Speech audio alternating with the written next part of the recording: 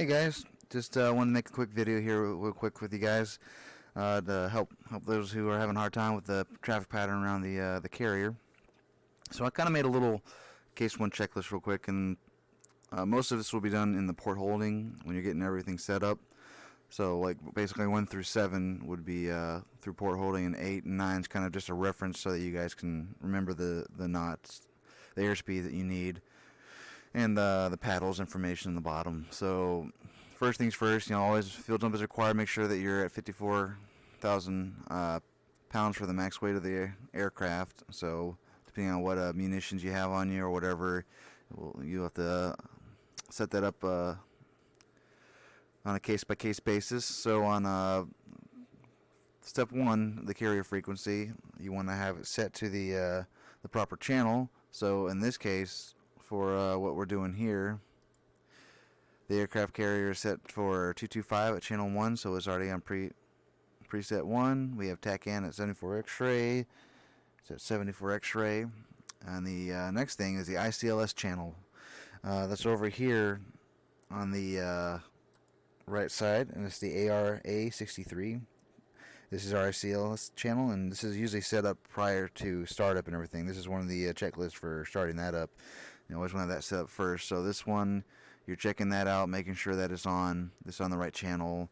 When we're going to the carrier, you always want to have yourself data linked to the carrier. So we always have Chester link us up to the carrier before we land. Have your heads-up display in the landing configuration so that you have the velocity vector showing with the E-bracket and your radar altitude in your VSI display.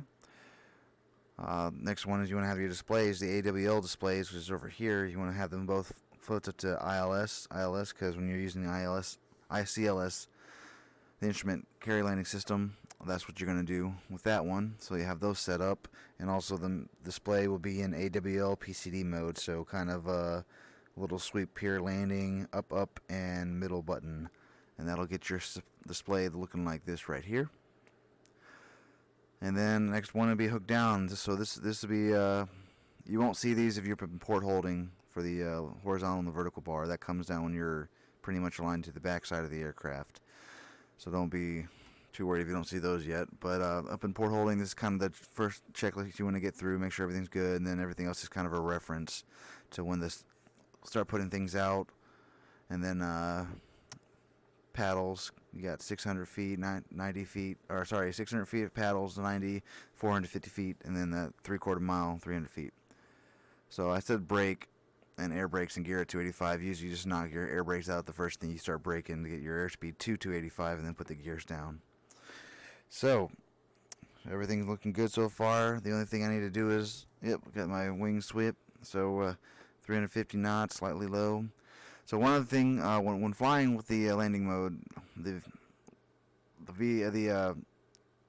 velocity vector here is key. It's pretty important when trying to maintain altitude. This will tell you if you're descending or ascending in the while flying. So when you're doing your brake, it's always good to start practicing keeping the velocity vector aligned with the horizon.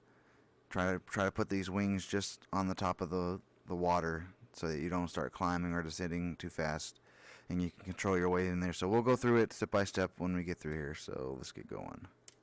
Turn that off. It was not trimmed properly, so I made a little dive. Put her back up. Get to that 800 feet.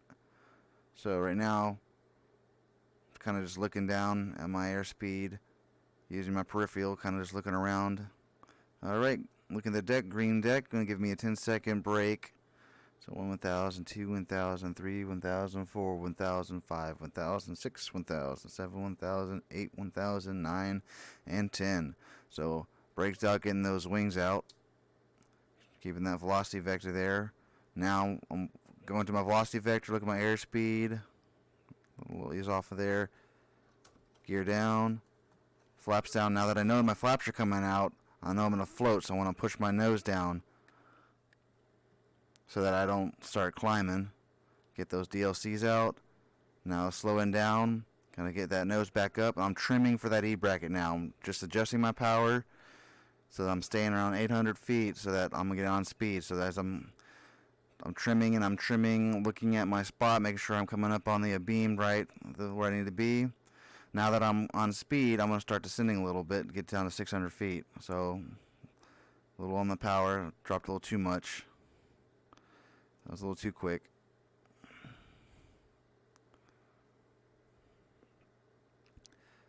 So we're about 600. I'm going to get that velocity vector back right there. I'm going to start keeping my trim in there. It was a little off trim. Now I'm just holding the power and keeping the trim until I get the paddles contact. So hooks down, gears down, flaps DLCs are down. Alright, on paddles at 1.4, looking at the tack hand, 1.4, good, looking good. So 453, gear down, a beam. Now here we go. When we get here, remember when you start turning, you're going to lose some of that lift, so you want to have a little more extra power. And I'm going to put this velocity vector slightly below the horizon so I can get a good descent and get that trim back in there.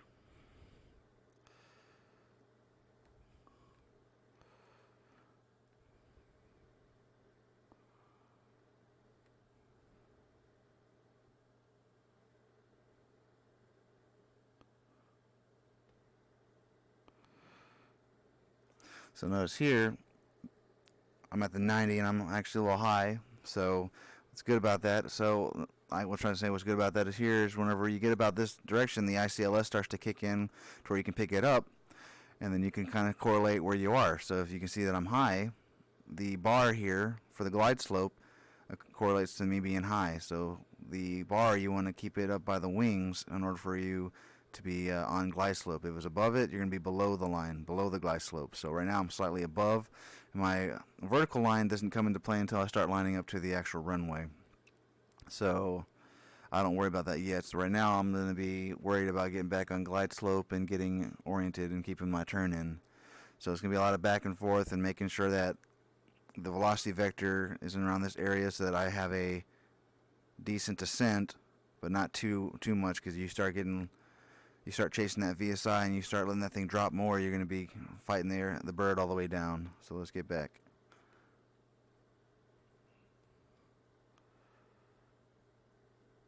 So keeping that turn in. I know I'm going to be a little steep on this one.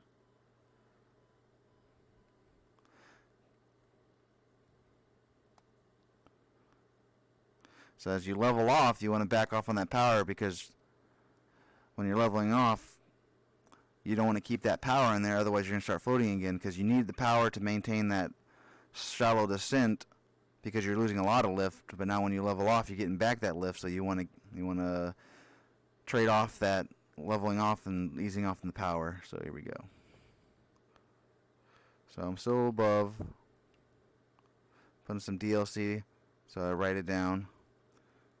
A little less DLC, writing it down.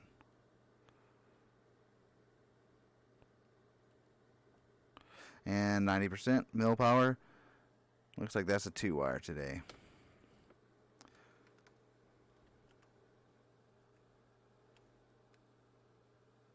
Yep, that was a 2-wire. Alrighty. So